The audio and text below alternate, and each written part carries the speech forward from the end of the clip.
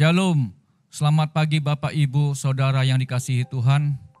Tema program 5 menit yang memberkati pagi ini adalah dipilih untuk diselamatkan. Ayatnya kita baca dalam 2 Tesalonika pasal 2 ayat 13. Akan tetapi kami harus selalu mengucap syukur kepada Allah karena kamu, saudara-saudara, yang dikasihi Tuhan. Sebab dari mulanya telah memilih kamu untuk diselamatkan dalam roh yang menguduskan kamu, dalam kebenaran yang kamu percayai.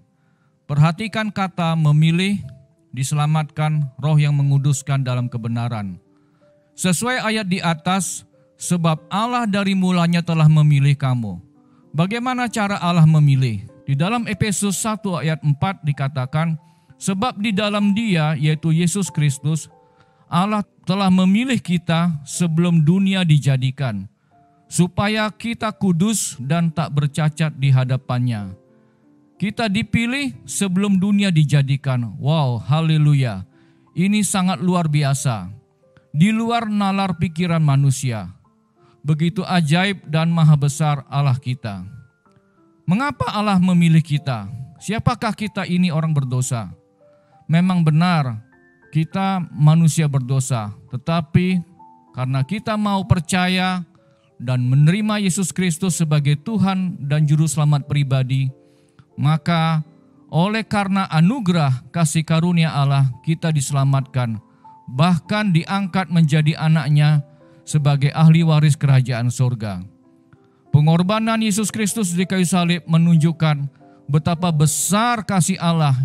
Darahnya yang suci sebagai satu-satunya jalan penebusan, yaitu pengampunan dosa kita yang percaya kepadanya.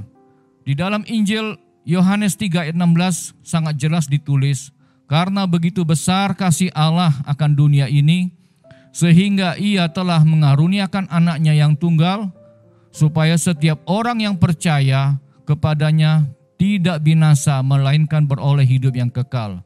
Jadi, keselamatan untuk memperoleh kehidupan yang kekal hanya ada di dalam Yesus Kristus, tidak ada di pribadi yang lain. Keselamatan tidak bisa dibeli, terlalu mahal harganya. Maka Allah memberikan secara cuma-cuma bagi orang yang percaya.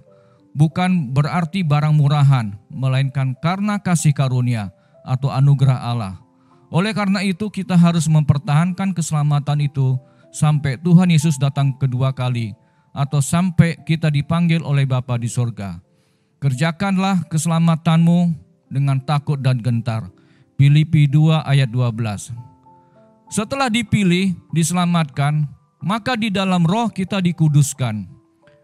Setelah Yesus Kristus naik ke surga, Dia tidak membiarkan pengikutnya, anak-anaknya menjadi yatim piatu, melainkan Dia mengutus Roh Kudus untuk memimpin kita, menyertai kita, menginsapkan dosa kita, menguduskan kita, agar kelak menjadi serupa dan segambar dengan Allah.